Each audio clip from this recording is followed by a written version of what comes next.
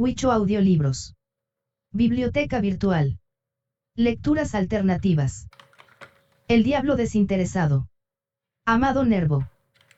1.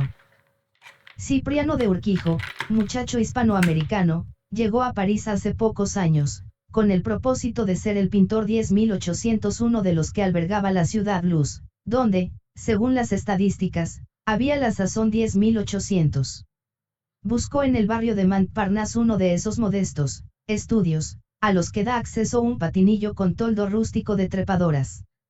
El estudio estaba dividido en dos compartimientos por una cortina de cretona.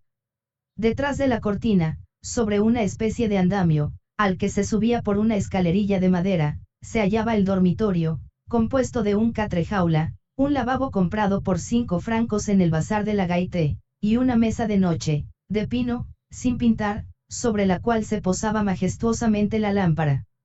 En la parte anterior de la habitación estaba el estudio propiamente dicho, describirlo. ¿Para qué, o à quoi bon, si le place más al lector, quien, sin duda, habrá conocido 10.800 estudios de este género, o si la cifra le parece exagerada, 5.400, 2.700, 1.350. Baste decir que había un biombo, fabricado y pintado por Cipriano, algunos lienzos del joven artista, estampas viejas, persas, japonesas, 3 o 4 chucherías sobre mesitas y repisas, un viejo diván con su corte de sillas, adquiridas en diversas subastas, con lo cual dicho está que cada una acusaba una fisonomía propia, etcétera, etcétera, etcétera. Por lo demás, yo no sé con qué objeto estoy describiendo el estudio de Cipriano de Urquijo, puesto que en el instante en el lector va a trabar conocimiento con el artista, este ha salido. Sí, ha salido, por lo que no le haremos una visita en la Rue Campagne Premiere, donde vive, sino que le encontraremos en el Boulevard Malesherbes, tan distante de aquella.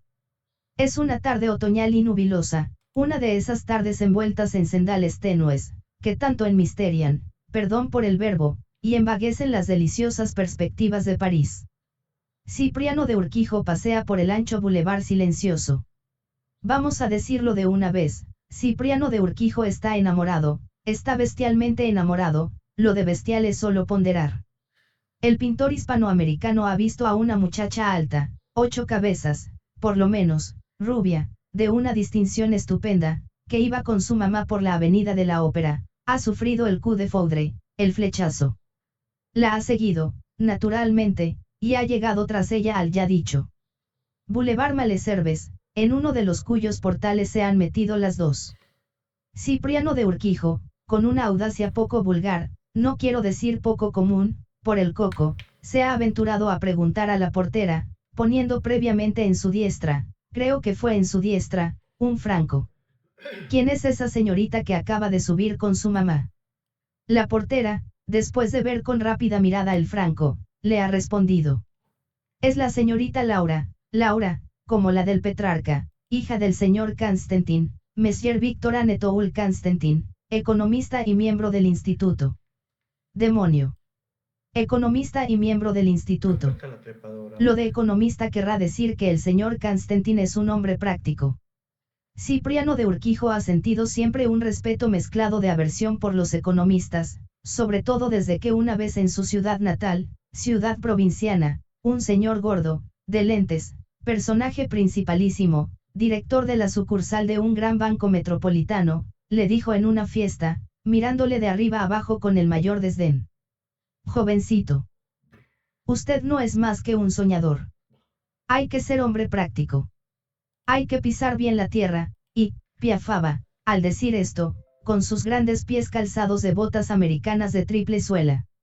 Déjese de pintar monos y lea al Leroy Beaulieu. Miembro del instituto, Jesús. Esto era más imponente aún que lo de economista. El señor Constantin, sabio oficial, debía desdeñar inmensamente a los pintores de la Rue Campagne Premiere. Cipriano pensaba estas cosas ya en el boulevard, después de haber oído los informes, de a Franco, que le había dado la portera. Acariciábase con movimiento nervioso la barba, una barbiche, a la francesa, terminada en punta, de color de caoba. Laura. Laura Constantin, Mademoiselle Laura Constantin, una monada, una rubia epatante, con 2 ojos que parecían 2 luminosas violetas dobles, una muchacha a la que él iba a amar, a adorar, a idolatrar toda su vida, su pintoresca vida, por larga que fuese. 5 días seguidos, con lluvia, con niebla, y alguna vez, porque de todo hay en París, con un poquito de azul desvaído que sentaba maravillosamente a la ciudad única, Cipriano había ido a rondar, a la manera española, el portal de la casa de Mademoiselle Laura, y no sabía aún en qué piso vivía ésta. El muy imbécil olvidó preguntarlo a la portera. Ahora, para saberlo, tendría que ponerla otro franco en la mano. Cosa más fácil, diréis.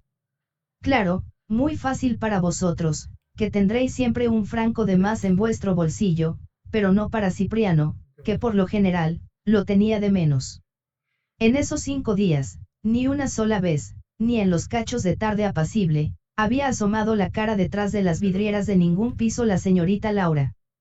El espectáculo de la calle debía sería indiferente en absoluto. A medida que anochecía iban encendiéndose los cristales las diversas habitaciones del inmueble. Oh, enigma.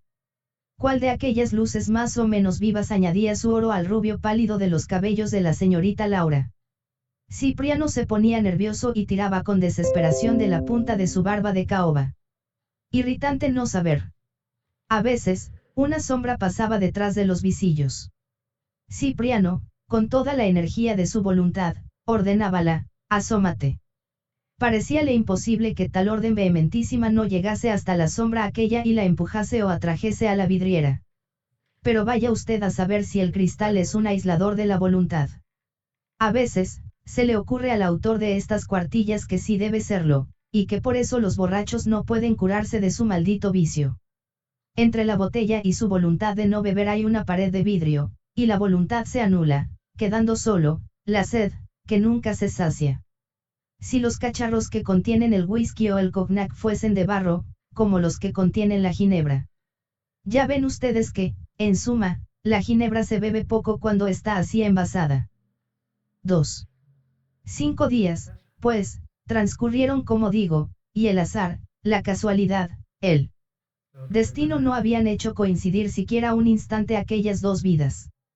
Seguramente, la señorita Laura salía a alguna parte, iba a las galerías Lafayette, al Printemps, al Louvre, como todo el mundo, asistía de vez en cuando a una sección de cine, hacía tal o cual visita, como, pues, en 5 días no se habían encontrado. Estaría enferma la señorita Laura. Oh. Con qué suavidad su cabecita delicada debía reposar sobre el almohadón. Con qué voz musical, con qué melodiosa quejumbre, la dulce doliente debía exclamar, dirigiéndose a Madame Constantin. Que je sufre, petite mere.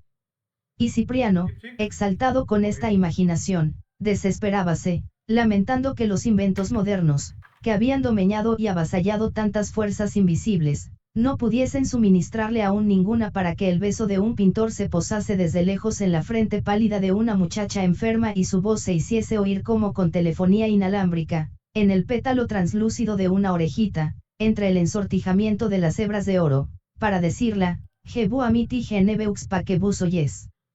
Malade, Mademoiselle Laura. Cipriano, que era un chico bueno, ingenuo hasta la pared de enfrente, piadoso a ratos, sobre todo cuando se acordaba de la madre, lejana, que le hacía rezar el rosario, empezó a sentir cierta vaga rebelión contra la divina providencia, ya veremos que injustamente. Porque, si es cierto que interviene hasta en el movimiento de la hoja del árbol, no movía aquellos visillos, haciendo aparecer detrás la cabeza soñada. Un visillo es, por ventura, para la divina providencia más difícil de mover que la hoja de un árbol. ¿El diablo acaso hubiese sido más amable? Lástima que no se preocupase ya de los enamorados, como sucedía antaño. A Cipriano le había referido no sé quién la historia de un apasionado muchacho que fue una noche de tormenta, según se lo prescribió cierta bruja, a buscar al diablo a una lejana cueva desde cuyo interior solía dejarse oír su voz, cavernosa, este adjetivo viene ahora muy a pelo, como la del antiguo oráculo. El diablo, después de oír, al parecer, con atención, la súplica del mancebo, que se refería a una morena admirable, reacia al cariño como pocas, contestó con sorna. Ya la quisiera para mí. No había, pues, que contar con Satanás, que, por otra parte, enseguida pedía el alma. ¿Y qué más hubiera importado ofrecérsela?, seguía diciendo Cipriano, si de hecho me la ha robado ya esta chiquilla. El bulevar estaba solitario. Cipriano debió hablar en voz alta. Alguien, en la sombra, escuchó todo el monólogo.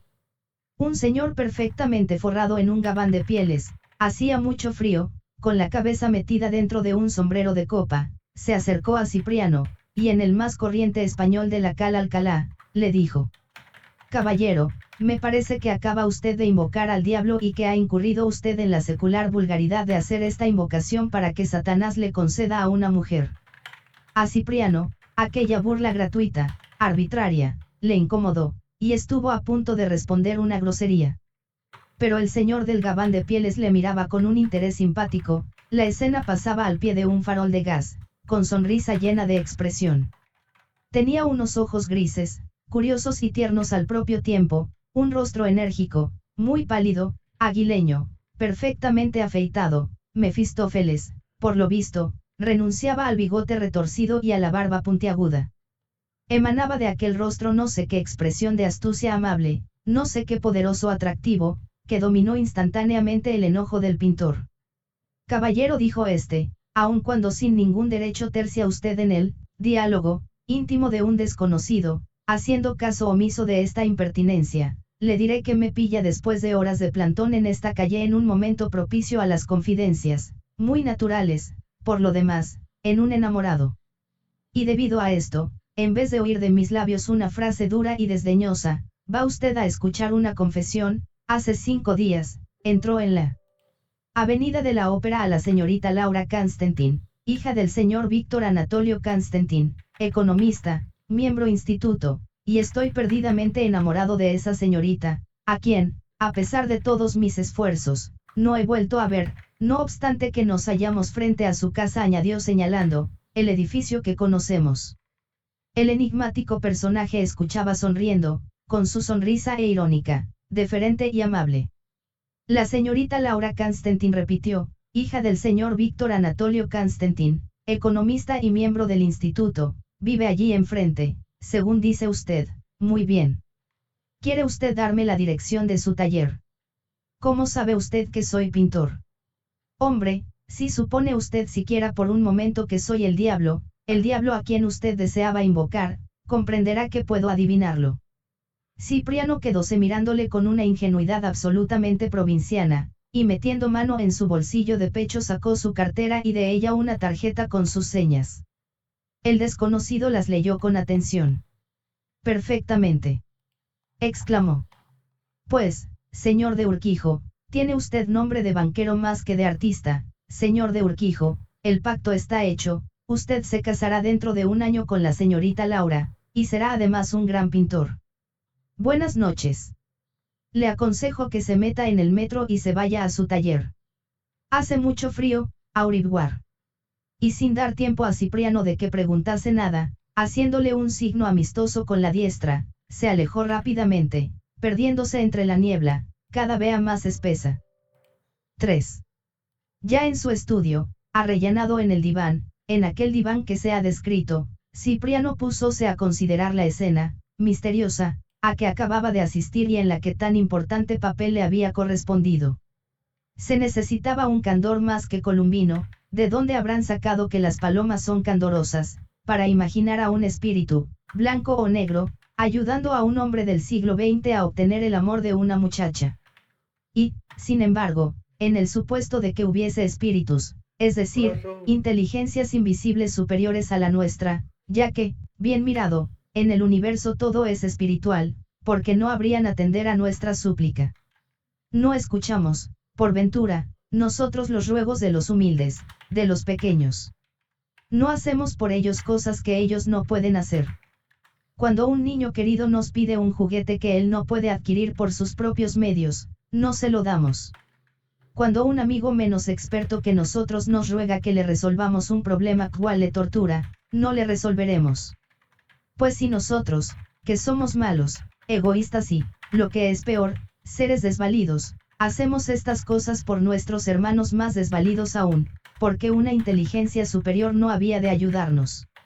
Una inteligencia superior debe forzosamente estar unida a bondad superior, seguía pensando Cipriano. Se concibe apenas, y cuán dolorosamente, un hombre de gran ingenio, malévolo. Esta malevolencia implica una contradicción.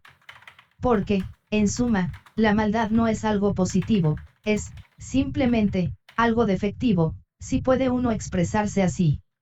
Se es malo con relación a un ideal de perfección no alcanzado aún.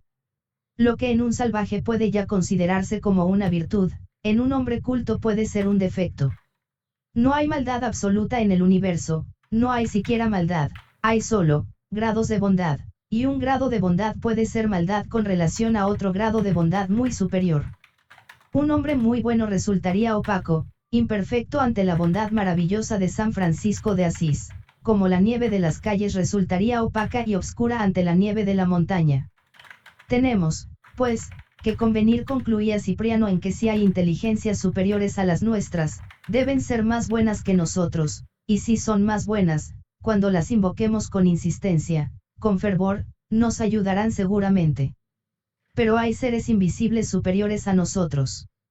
Se preguntó el pintor, a tiempo que encendía un pitillo. Y al ver cómo el humo azulino, algo evidentemente real, resultado de la combustión lenta del tabaco, se iba sutilizando, hasta desaparecer, en el ambiente de la habitación, no obstante que, de seguro, con toda evidencia, seguía subsistiendo, estaba allí. Cipriano respondió afirmativamente a su propia pregunta, de fijo que hay seres invisibles. Y recordó aquel lance acaecido a Víctor Hugo, quien en la playa, en Guernesey, la isla de su destierro, metió la mano en un barreño donde había clarísima agua de mar, y sintió que le hacían mal en la diestra, una anémona cristalina, invisible, se había ensañado en su epidermis. El poeta tomó pie de allí para elocuentes y profundas consideraciones. Pues que, continuaba Cipriano, siguiendo su divagación, no está hecha, en suma, la materia de cosas invisibles. La resistencia que opone a nuestro tacto, no proviene únicamente acaso la velocidad de sus moléculas. Después de leer a los físicos modernos, de recapacitar en sus teorías sobre el éter, no se cae, por ventura, en la cuenta de que lo que llamamos materia es justamente lo más inmaterial del mundo. ¿No se llega acaso a la conclusión de que los cuerpos sólidos son en realidad verdaderos huecos en esa substancia imponderable, cuya rigidez ha de ser por fuerza superior a todo lo que conocemos, que, sin embargo, no opone resistencia apreciable a la dilatación de los leves gases que forman las colas de los cometas, ni estorba para nada el majestuoso girar de los orbs?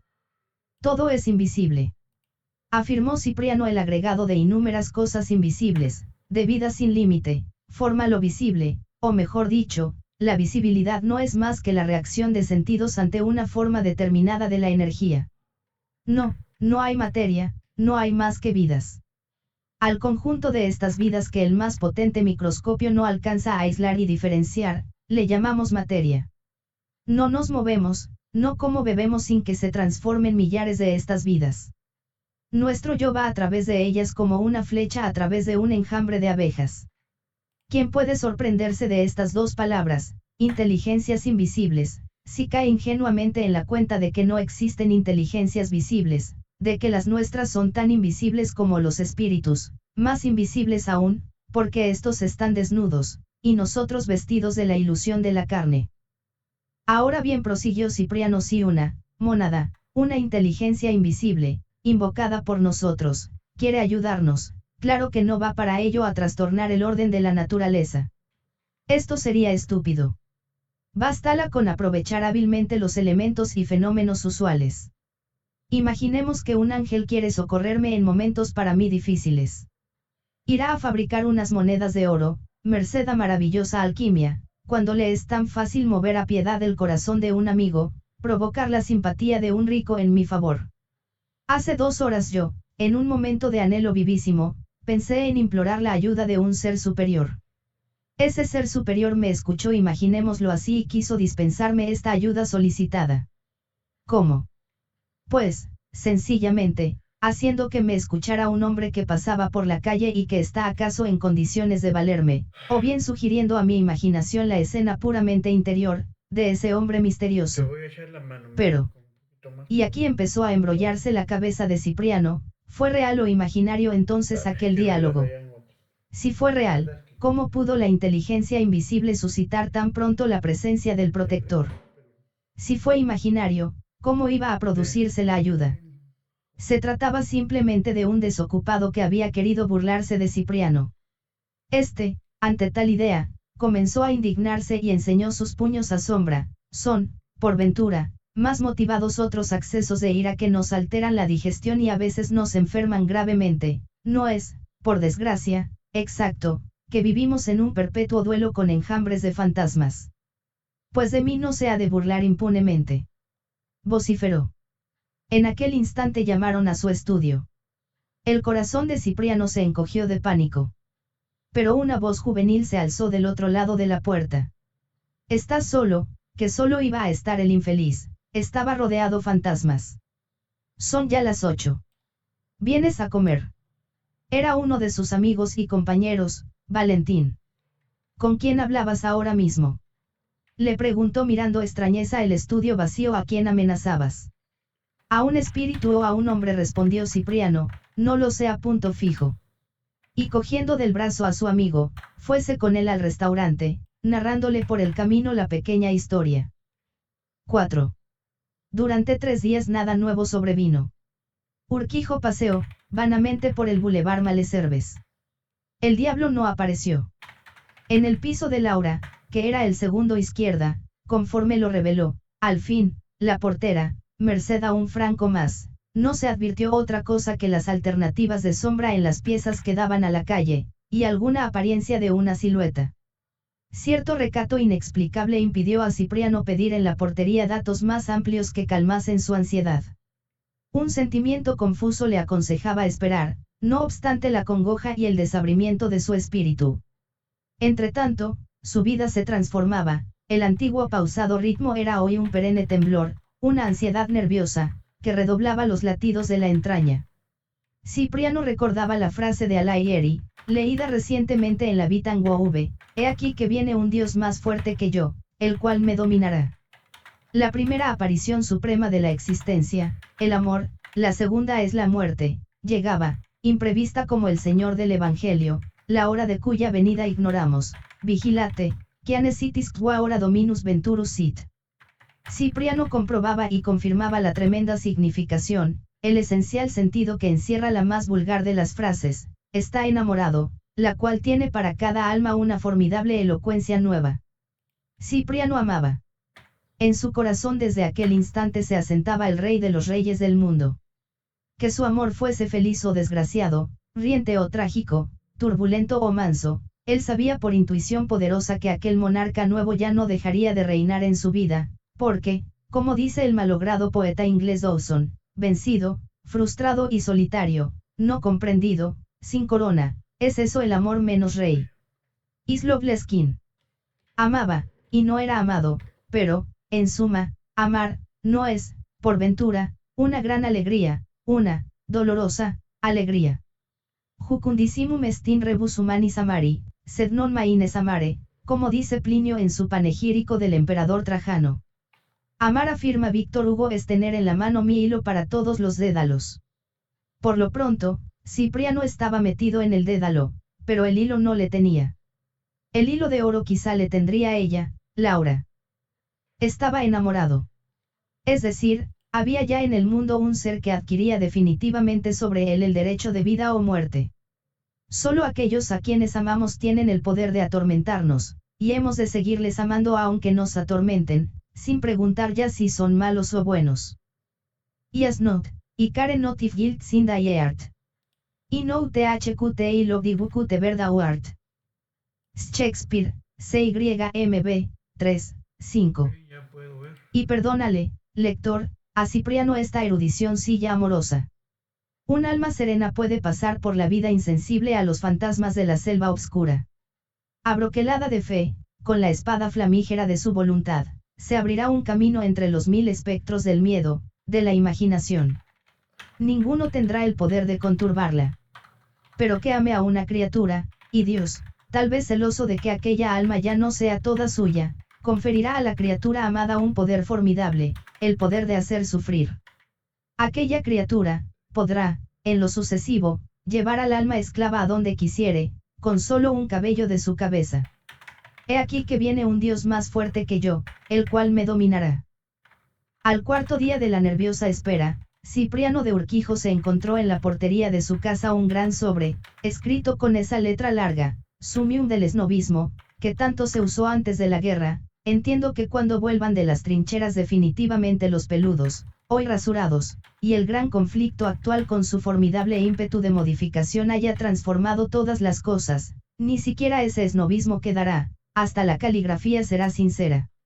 La penetración del lector habrá adivinado que Cipriano, conforme a la frase hecha de rigor, abrió el pliego con mano temblorosa. Dentro del sobre había 2 tarjetones, uno mayor que el otro, los dos muy elegantes. El mayor estaba impreso, salvo el nombre del agraciado alcalce, y decía, en francés, la señora Dupont se quedará en casa la tarde del miércoles tantos de tantos, de 5 a 8. Y abajo, la dirección y el nombre del invitado, señor don Cipriano de Urquijo, etcétera, etcétera. El tarjetón menor decía, el diablo tiene el gusto de enviar a su protegido, el señor don Cipriano de Urquijo, la adjunta invitación, encareciéndole que al llegar a casa de Madame Dupont, quien ya está prevenida, se presente a esta señora, diciéndola su nombre.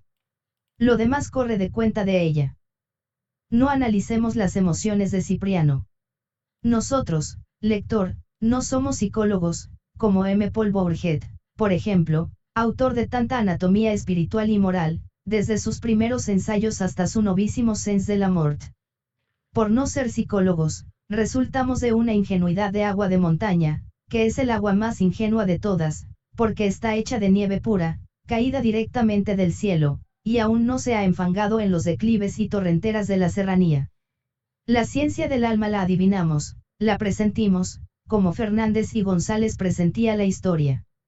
Solo si diremos, conforme a otra sobada frase hecha, que, las más encontradas emociones, luchaban en el corazón de Cipriano, y añadiremos que las interrogaciones más contradictorias abrían y cerraban sus encorvados signos de todos colores en su cerebro.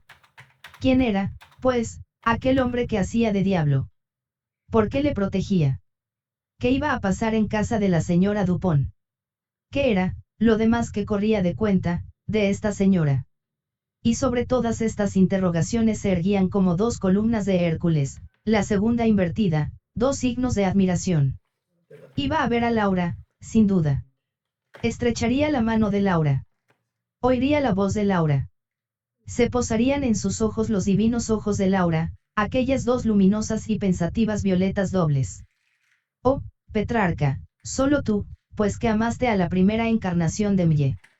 Laura Constantin, puedes poner un comentario a estas exclamaciones. Pónselo, Petrarca. Era, el giorno al sol si es coloraro. Per la pieta del suo fattore irai, quandi, fui preso, e non me ne guardai, cheivi, votri occhi, donna mi legaro. 5. Cipriano, vestido con la pulcritud y ortodoxia propias de un hombre que va a ver a Laura, y que, a pesar de su modestia, tiene los trajes necesarios, presentóse a las 5 en punto de la tarde, chez Madame Dupont. La dueña de la casa, apetitosa jamona de un agradable moreno mate y de profundos ojos obscuros, ítem más con un suave bozo en el labio, lector, a Cipriano de Urquijo no le gustan las mujeres con bozo y a ti, la dueña de la casa, digo, en cuanto se presentó a ella el joven pintor, acogióle como llovido del cielo, con la más hospitalaria de sus sonrisas. C. Estbu, M. de Urquijo. Madame Dupont pronunció la J de Urquijo, esa nuestra áspera letra felina con peculiar acento y dándole el sonido francés, naturalmente, soyez le bienvenu, M. de Urquijo. Y en tono confidencial, el autor seguirá traduciendo casi siempre al español los diálogos, para comodidad del lector, y de los linotipistas, añadió. Me ha sido usted calurosamente recomendado por un amigo a quien deseo muchísimo complacer. Por el diablo. Se atrevió a insinuar Cipriano, y con su fino candor dejó advertir una gran emoción en la voz. Bueno. Por el diablo, si a usted le parece, contestó ella con una sonora risa. Y tengo la delicada misión de presentarle a la muchacha más encantadora que hay en París. Está aquí ya. Y él, ya, se ahogó en la garganta del pintor. Aquí está. Procure usted hacer acopio de valor, prenez votre querilla de Uxmans, y vamos a saludarla. Y sin darle tiempo para más, la señora Dupont, tomándole la mano, atravesó la sala en que estaban, franqueó una puerta, llegó a un salón donde había numerosos grupos de invitados, algunos alrededor ya de las inevitables mesitas de bridge, y se dirigió a un rincón cerca de una ventana, donde conversaban, en un diván, dos señoritas, rubias las dos, bellas las dos, elegantes las dos, pero una de ellas más rubia, más bella, más elegante. ¿No era esta, por ventura, la señorita Laura? Sí, por ventura, por indecible ventura, la señorita Laura era. Lector, aprovéchate de la ocasión para contemplarla a tu sabor y talante, mira ese campo de nieve de su frente, bajo el cual se abren las dos misteriosas violetas dobles de sus ojos. Admira, lector, con toda tu admiración, otra flor doble que parece arrancada de una florida reja de Sevilla, el clavel estupendo de su boca. ¿Ves, lector, ese cuello que parece robado al propio cisne de Leda? Ese cuello, no de pluma, pero sí de porcelana, y no de porcelana dura y fría, sino tibia y blanda, y olorosa. No dejes, lector, pasar inadvertida, te lo ruego, la corona de cabellos de seda maravillosa, de oro tenue y ensortijado, que parece una transfiguración sobre la frente de la señorita Laura. Y por último, recuerda una de las estatuas clásicas que más te hayan embelesado, con aquella vestidura inmortal de graciosos pliegues eternos, y dime si la señorita Laura está, con su armonioso traje blanco, menos bien vestida que ella. Mi querida amiga, dijo la señora Dupont, tengo el gusto de presentarla a un joven pintor, Cipriano de Urquijo, una de las más ciertas glorias futuras del arte. El señor Urquijo tiene el porvenir en su bolsillo, Ayala L. Avenir Dance Sea Post, 1, ¿sabe usted qué desea? Pues desea nada menos que hacer el retrato de usted. Porque admira profundamente, desde hace tiempo, en discretísimo silencio, eso sí, su delicada belleza. El joven pintor, mientras duraba este pequeño discurso, poníase de todos colores, como la luminosa cuanto sencilla idea de pintar el retrato de Laura no se le había ocurrido. Obtusa imaginación la suya. En tanto, ella, Laura, le miraba abriendo inmensamente aquellas violetas dobles de sus ojos. Le tendió la mano, qué mano, lector, qué larga mano, modelada de un modo insuperable. Qué tibia y suave mano. Dicen que se necesitan 6 generaciones para hacer una mano de duquesa. Para aquella mano se habían necesitado por lo menos 10. ¿Por qué soltarla ya nunca más? ¿Por qué no tenerla eternamente en la diestra, estrechándola con blandura deliciosa? Y que pasase la sombra de este universo y de todos los universos posibles, y que los soles, ya marchitos y apagados, cayesen lentamente en el abismo del todo, como lágrimas negras del dolor vencido, y que Cipriano fuese la conciencia única del cosmos, y que las tinieblas primordiales volviesen a invadir la creación. Pero que aquella mano, el lirio sagrado de aquella mano, siguiese posándose en la diestra de Urquijo, por los siglos de los siglos. Amén. Fue preciso, sin embargo, soltarla. Fue preciso, asimismo, decir algo, un lugar común, una tontería. ¿Qué tontería?, dijo Cipriano. Ah. Ya recuerdo, el infeliz dijo, a los pies de usted, señorita. Perdónalo, lector. Tú no sabes lo que es estar delante de Laura, a ti, pobrecillo, no te han mirado las dos violetas dobles de los ojos de Laura. Ella sonrió. A las mujeres, por inocentes que sean, las encanta la turbación de un hombre, sobre todo si creen que ese hombre es inteligente. ¿Qué homenaje más delicado puede rendírselas? Con una mujer bella y discreta, un hombre, con tal de que tenga patente de agudo e ingenioso, puede hacer el tonto con fruto. Ahora que ello es peligrosillo, por algo análogo a lo que dice la cábala, ten cuidado que jugando uno al fantasma se vuelve fantasma. Ella sonrió, pues. ¡Qué sonrisa, lector! Como si se hubiese abierto aquel clavel sevillano de que hablábamos y dejase ver en su cáliz una sarta de granizos, o como si dentro de un estuche de coral apareciesen, enfiladas, 2 hileras de perlas. Quizá la imagen no sea nueva, lector, pero, ¿dónde ir a buscar en estos momentos una imagen acabadita de hacer, si al propio Salomón, hace miles de años ya, todas le hubieran parecido viejas?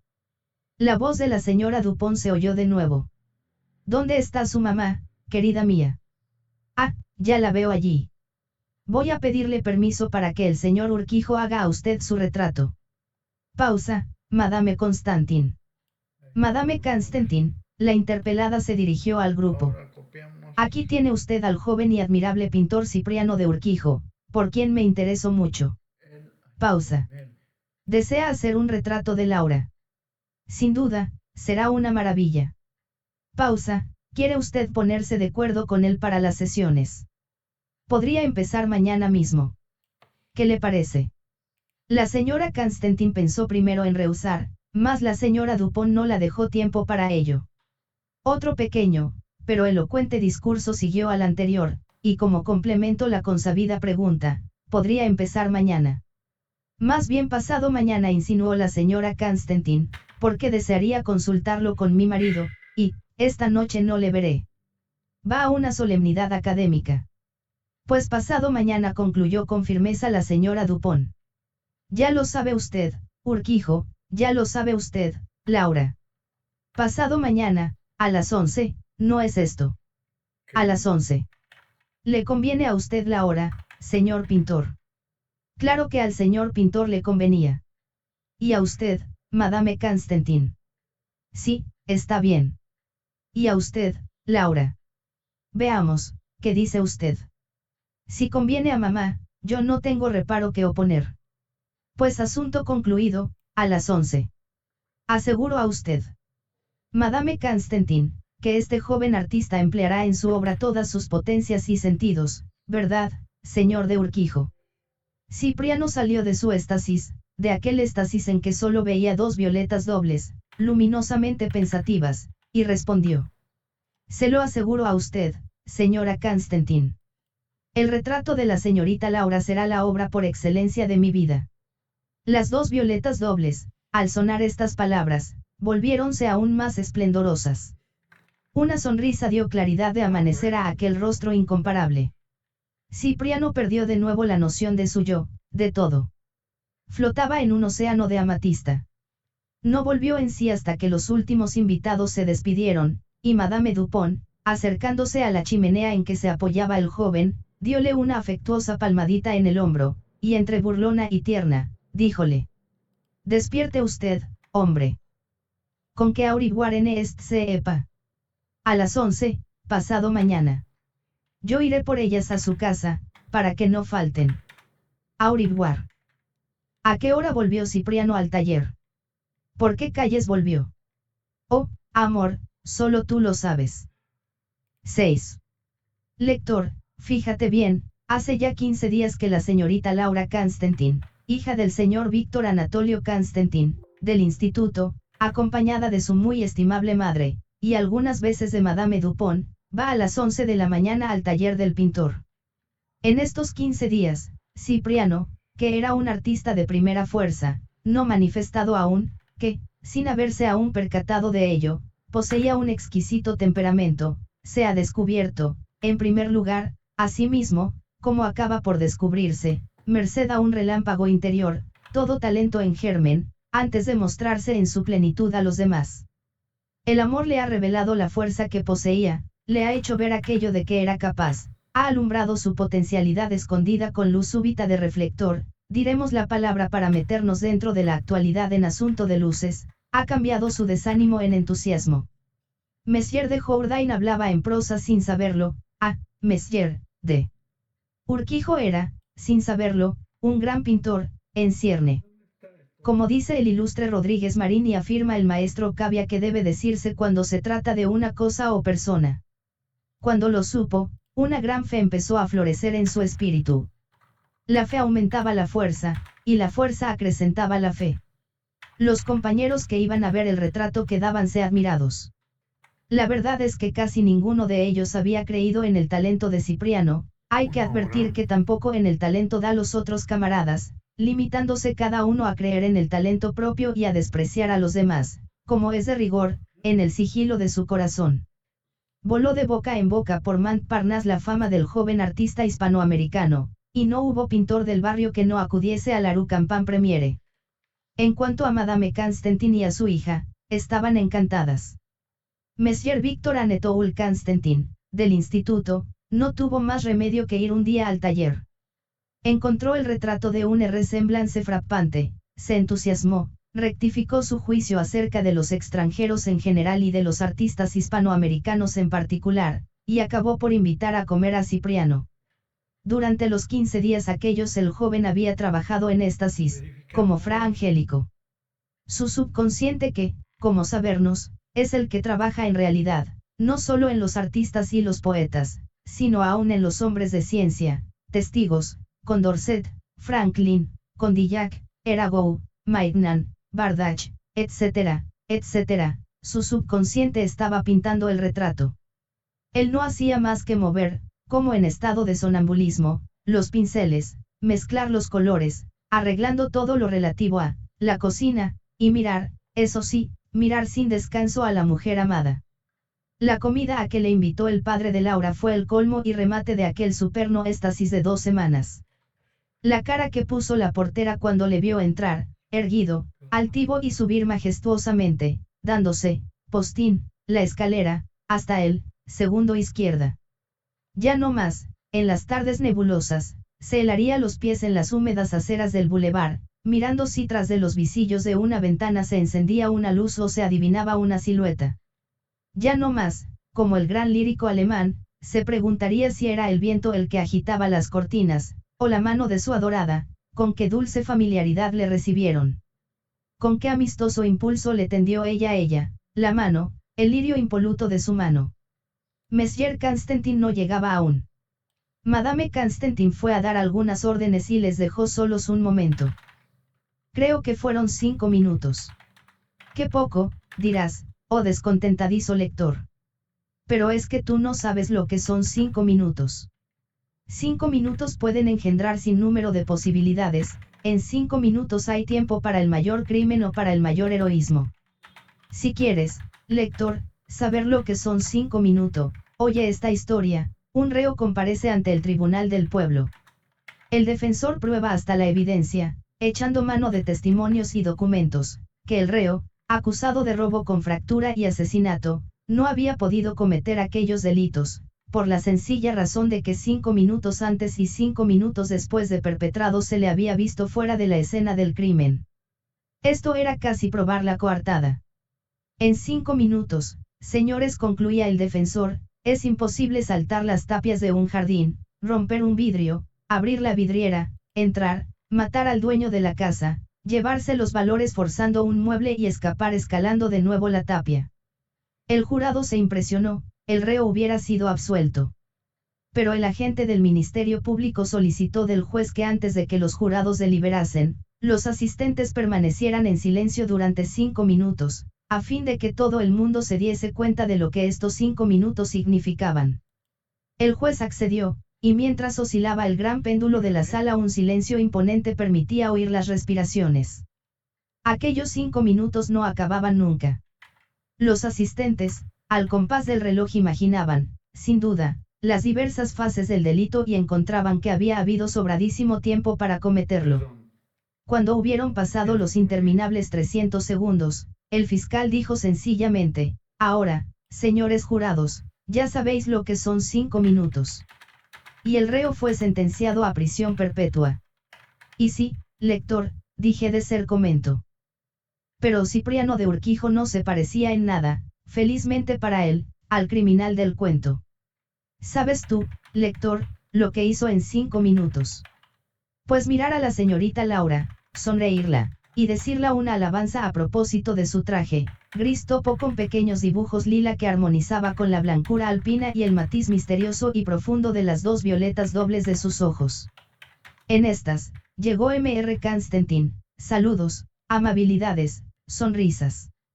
Pasaron al comedor, un comedorcito íntimo, simpático, ultra cordial. Sentaron al pintor al lado de Laura, al lado de Laura. Lector, no te se ocurra preguntar a Cipriano por el menú o lista de los platos.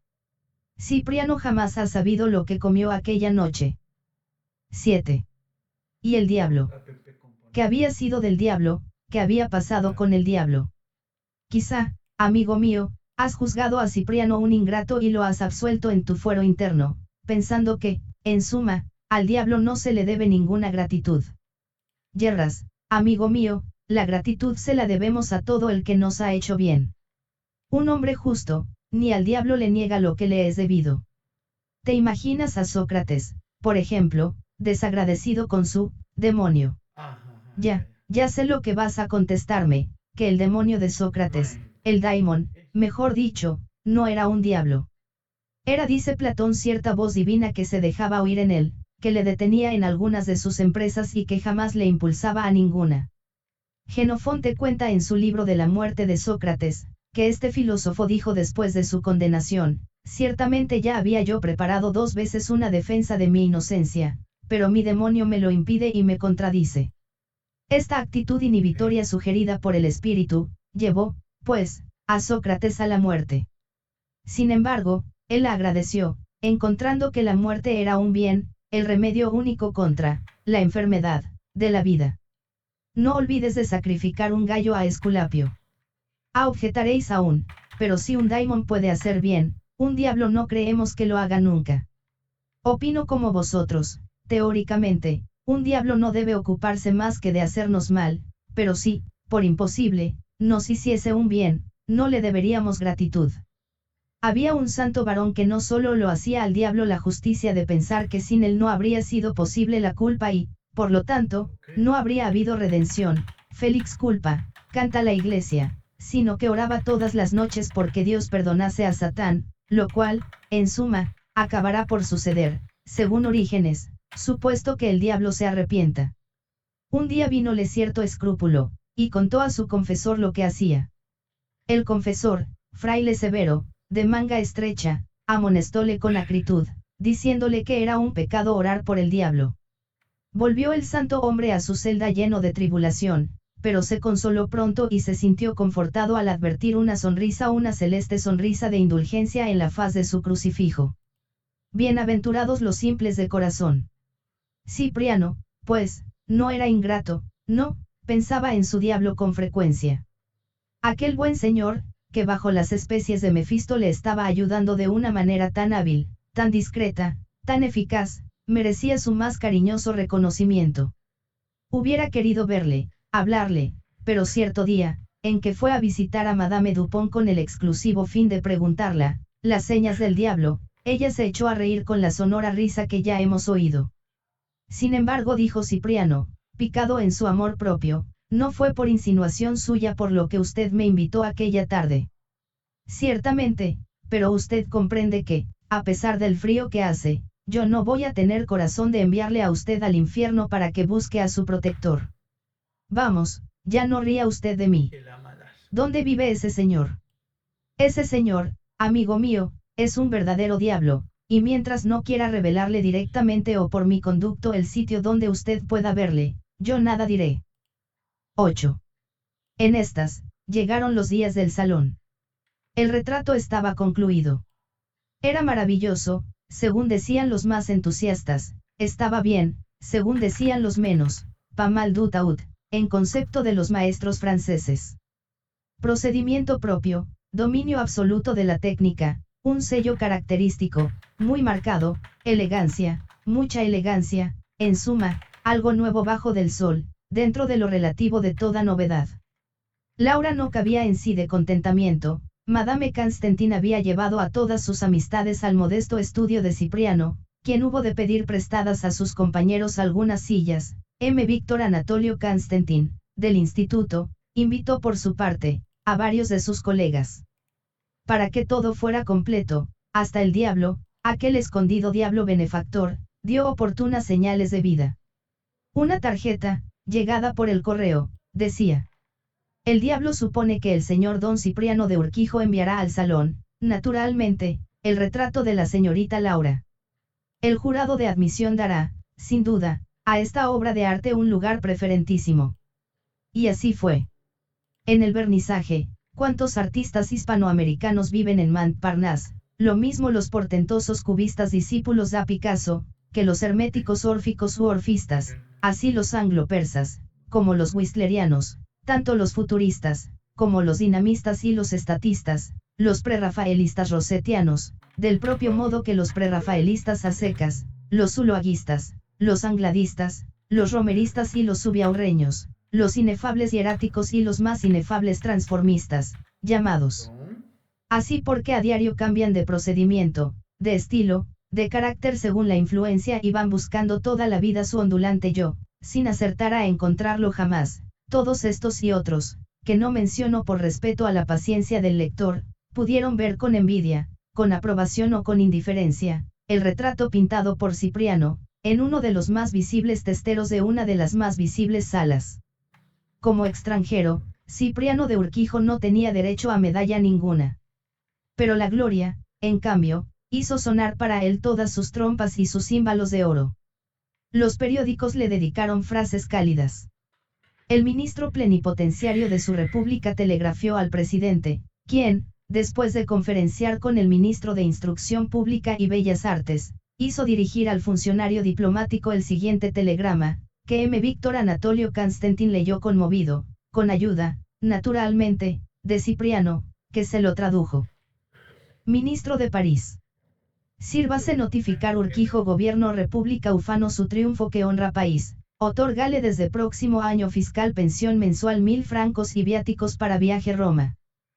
El plenipotenciario, en vista de esta efectiva consagración oficial, estimó que debía invitar a Cipriano a almorzar en la legación, y juzgó que era pertinente asimismo extender la invitación a la encantadora muchacha que había sido el deus ex machina de la obra, del triunfo, y de la substanciosa pensión, la cual, lector, para tu tranquilidad, por si te interesas por Cipriano, te diré, adelantándome a los sucesos, que le fue pagada por un año, de una vez, con pasmo del pintor, que jamás había visto tanto dinero junto. Como no era posible invitar sola a Mlle Laura, se extendió por de contado la invitación a sus padres.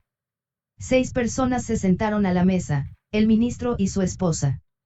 M. Constantin y la suya, Cipriano y Laura, a quienes colocaron juntos. Tampoco en esta vez supo el pintor de que se componía la lista. Le pareció, vagamente, que comía tournedos y que mondaba una mandarina. Lector, son las 3 de la tarde.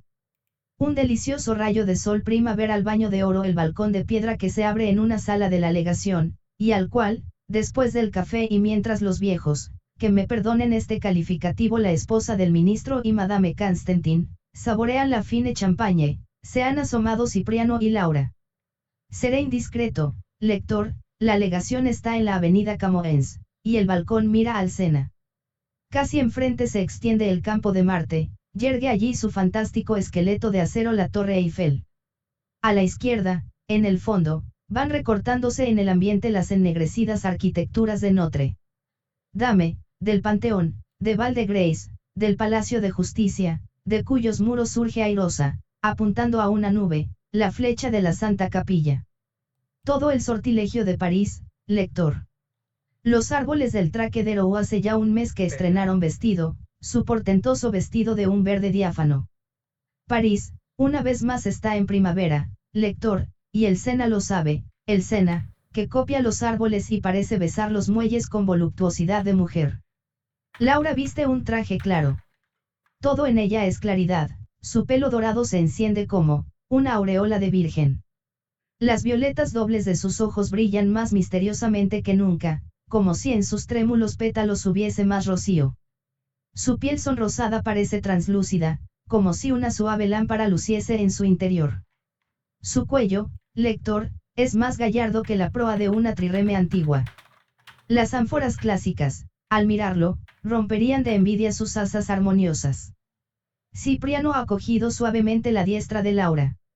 Ha mirado los ojos de Violeta con infinito amor. Con voz insegura ha dicho: Laura, soy muy feliz. Laura ha contestado: y Timo y Ausi. Sus manos se han estrechado blandamente, con una caricia casta y divina. Sus almas, por ministerio de sus ojos, han hecho un pacto para la vida, para todas las vidas posibles, para la eternidad. 9. Caía la tarde. Creo que esta frase hecha es muy oportuna para empezar el postrero capítulo del presente novelín. Caía la tarde, oh, si te place, Fabio, atardecía. No temas, empero, que te describa el crepúsculo con su orgía de colores. Aquel no era un crepúsculo orgiástico, muy decentito, al contarlo, muy modesto, muy sobrio, apenas con el intento de un rosa asalmonado. En el Boulevard Pereire todo era paz. Una azulada niebla parecía inmaterializar las lontananzas, esa azulada niebla de París, ya descrita, que Cipriano encuentra más bella que todas las opulencias solares, y que da un tono tan delicado a cuanto envuelve, como si fuera el propio tul, la propia tela divina del ensueño. Such stuff, as dreams are made on. Un hombre joven, elegantemente vestido, llamaba a la verja de un pequeño hotel, rodeado de espesa verdura. Su mano trémula hacía sonar el timbre con ligeras intermitencias. Lector, no cabes más, aquel joven era Cipriano, que, por fin, gracias a Madame Dupont, sabía la dirección del diablo e iba a darle, con efusión, las gracias por el indecible bien recibido. Un majestuoso criado de ébano, alto, esbelto, con todos los caracteres de la interesante raza etíope, y no con ese matiz repelente de betún desvaído, característico de los negros de los Estados Unidos, atravesó el jardín, no habría portero en aquella casa, y abrió la verja. A su interrogadora mirada, Cipriano, más tembloroso aún dijo: «Vengo a ver, Messier», no se atrevió a decir al diablo. El negro le hizo signo de que le siguiese, cerró la verja, subió una breve escalinata y entró a un vestíbulo obscuro, en el que se adivinaban armaduras y algunos bellos muebles de ébano. «Su tarjeta», dijo. «Aquí está. Siéntese usted. Voy a anunciarle». Y entreabriendo como sigilosamente una gran puerta, desapareció. Cipriano, durante los momentos que siguieron, pudo oír perfectamente los latidos de su corazón. Un etíope. Armaduras damasquinadas. Muebles de ébano. Silencio absoluto. La gran puerta volvió a abrirse. «Pase usted», dijo el negro. Atravesaron un vasto salón penumbroso, cubierto de tapicerías, cuyos asuntos se adivinaban apenas y severamente, amueblado de taburetes y asientos corridos, de ébano también y damasco rojo. Se abrió otra puerta. Daba acceso a una enorme biblioteca, de ébano asimismo, del más hermoso estilo Luis XIII, con admirables columnas estriadas, de floridos capiteles, con nichos, en los cuales se inmovilizaban estatuas clásicas, de bronce, en su actitud serena, con amplias ventanas por donde entraba, a través de las vidrieras de colores, la luz, mística, del atardecer, que venía de un patio contiguo, en el que triunfaba la verdura nueva de las acacias y los castaños. La biblioteca era todavía más misteriosa, más recogida que las otras salas. Cipriano se detuvo indeciso. El negro había desaparecido. A medida que los ojos del pintor iban acostumbrándose a la penumbra, apreciaba detalles de la suntuosa severidad de aquella gran sala llena de libros. Pero había recaudos de sombra que escapaban a su agudeza visual. De uno de ellos surgió una voz conocida, aquella voz de aquella noche, en el Boulevard Malesherbes. «Bienvenido, amigo mío». Y una forma oscura avanzó hacia él. Cipriano se sobresaltó, un momento nada más. Su voluntad dominó enseguida el miedo pueril. El diablo sonreía con la más acogedora sonrisa y le tendía la mano, blanca, aristocrática. Perfectamente cuidada y sin vello ninguno bestial. Todo evoluciona, lector, el diablo usa depilatorios y tiene manicuros. Cuando se hubo repuesto de su emoción, el pintor, sentado ya al lado de aquel hombre simpático, de aspecto afable, aunque con no sé qué rasgo de misterio en la profunda palidez de las facciones, su incontenible gratitud se desbordó. «Usted no sabe», le dijo, «lo feliz que soy. A usted se lo debo todo, la revelación de mi talento, en el cual no creía, el amor de una mujer infinitamente adorable, los medios materiales para cultivar esa ars longa, en la que quiero firmemente emplear mi vida breve, para llegar a las grandes excelencias, la seguridad, en fin, de un porvenir luminoso, todo. Yo no sé quién es usted, pero un espíritu poderoso y bueno no habría hecho más por mí. Y cogiéndole una mano, una de aquellas aristocráticas manos, se la besó con amor, antes que el diablo pudiese impedirlo. Amigo mío, respondió este, el verdadero autor de todos los bienes que menciona es usted, es su voluntad, hada milagrosa que duerme en tantas almas y que en algunas no despierta jamás. Yo no hice otra cosa que azuzarla con la espuela del amor. Ella sola recorrió el camino. Pero ¿quién es usted y qué razones ha tenido para protegerme? Dígamelo, se lo niego. ¿Y por qué no seguir imaginando que soy el diablo, un buen diablo, si a usted le parece? Hasta el diablo, amigo mío, sirve los designios de la providencia, de la cual dudaba usted, por cierto, de esa providencia escondida que vela por nosotros, que quiere usted que le revele. Un nombre y un apellido comunes y corrientes. El como la casualidad que hizo a un hombre rico y aburrido tropezar con un artista que habla solo, mala costumbre, amigo mío, entre la neblina de un bulevar. Una recomendación a tal o cual buena señora amiga mía y de la familia Constantin para que los pusiese a ustedes en relaciones, todo eso sería demasiado trivial. Procure usted más bien creer que soy un espíritu, lo cual tendrá cierto encanto, un diablo desinteresado, que pudo hacerle un beneficio y está satisfecho. Por lo demás, añadió levantándose para dar por terminada la entrevista y tendiendo con un movimiento lleno de gracia y de cordialidad la mano al pintor, todos somos espíritus, no somos más que espíritus, que se mueven en un plano de ilusión. Usted es un espíritu azul, Eleart se este azur, su rubia Laura, un espíritu, color de rosa, mi criado negro, a pesar de su color, un espíritu, blanco, por su primitiva candidez, y yo, un espíritu, gris, acaso triste, que busca a Dios por el camino real de la caridad. Sí, amigo mío, todos somos espíritus y tenemos todos algo de divino. Procuren usted y Laura hacerse dignos de esta divinidad que el inefable les ha otorgado, y realicen durante su peregrinación por la existencia a mayor suma de amor, de belleza, de bien.